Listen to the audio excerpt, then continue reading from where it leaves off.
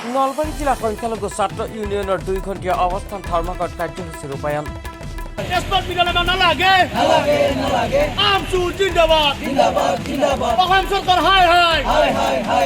মঙলবাৰে সদৌ অসম সংখ্যালঘু ছাত্ৰ ইউনিয়নৰ কেন্দ্ৰীয় কমিটিৰ সিদ্ধান্ত মৰ্মে নলবাৰী জিলা আমচুৱে নলবাৰী জিলা আয়ুক্তৰ কাৰ্যালয়ৰ সন্মুখত 2 ঘণ্টীয়া অৱস্থান ধৰ্মঘট কাৰ্যসূচী ৰূপায়ণ কৰে।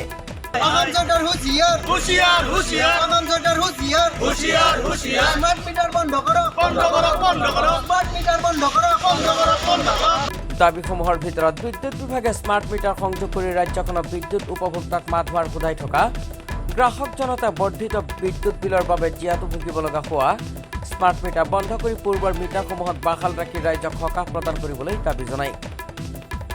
লগতে অসমত প্ৰত্যেক বছৰে হোৱা বানপানীৰ ফলত বৃহৎ ক্ষতিৰ সন্মুখীন হৈ অহা আৰু বানপানীৰ ফলত ক্ষতিগ্ৰস্ত আৰু দীৰ্ঘকালীন লোকক ক্ষতিপূৰণ আৰু পুনৰ সংস্থাপন কৰি দিবলৈ অসম চৰকাৰে চলোৱা উচ্ছেদিত ভূমিহীন পৰিয়ালক চৰকাৰী ভূমি প্ৰদান কৰি দিবলৈ দাবী জনাই নলবাৰী জিলা আয়ুক্তৰ জৰিয়তে মুখ্যমন্ত্ৰীলৈ এখন স্মাৰক পত্ৰ প্ৰদান কৰে।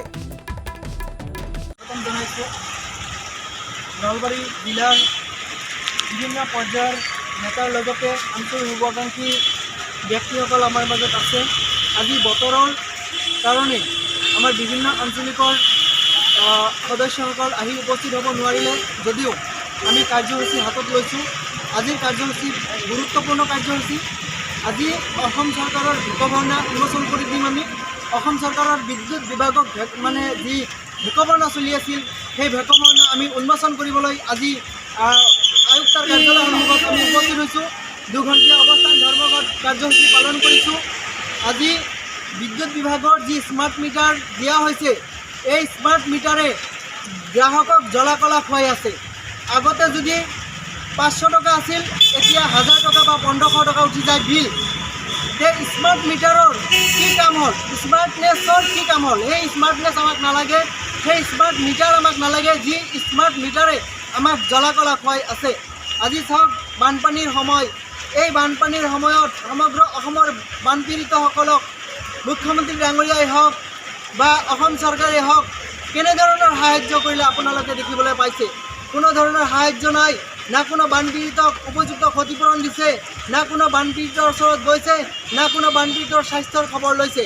আজি তেওঁলোকে চৰাঞ্চলত কোনসকল থাকে, বানপীড়িত কোনসকল লোক, যিসকলে অসমৰ কৃষিভূমি নদন বদন কৰি ৰাখে, শস্যভূমি সদায় পুলকতি কৰি ৰাখে, সেই কৃষকসকলৰ কাষত, সেই নৈপৰীয়াসকলৰ কাষত, সেই বানপীড়িতসকলৰ কাষত চৰকাৰৰ যাবলৈ সময় নাই, আহৰি নাই। আজি আমি ধিক্কাৰ জনাইছোঁ অসম চৰকাৰক। আমি দাবী জনাইছোঁ যে অনতিপলমে এই বানপীড়িতৰ খবৰ লওক, বানপীড়িতৰ কাষত যাওক।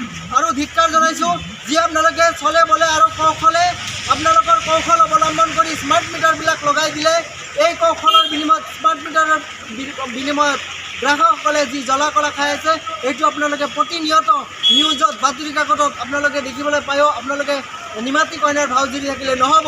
আমি ইয়াৰ বিৰুদ্ধে তীব্ৰ আন্দোলন গঢ়ি তুলিম। আমি উচ্ছেদৰ বিৰুদ্ধে তীব্ৰ আন্দোলন গঢ়ি তুলিম। আপোনালোকৰ যি দাদাগিৰি, সকলোবোৰৰ বিৰুদ্ধে আমি তীব্ৰ গণতান্ত্ৰিক আন্দোলন গঢ়ি তুলিম। আমচু বহি নাথাকে, আমচু এই আন্দোলন আৰম্ভ কৰিছে। খুব কম দিনৰ ভিতৰতে আমি দিল্লীলৈকে যায়ো আপোনালোকৰ বিৰুদ্ধে আন্দোলন কৰিম। News desk report DA 365।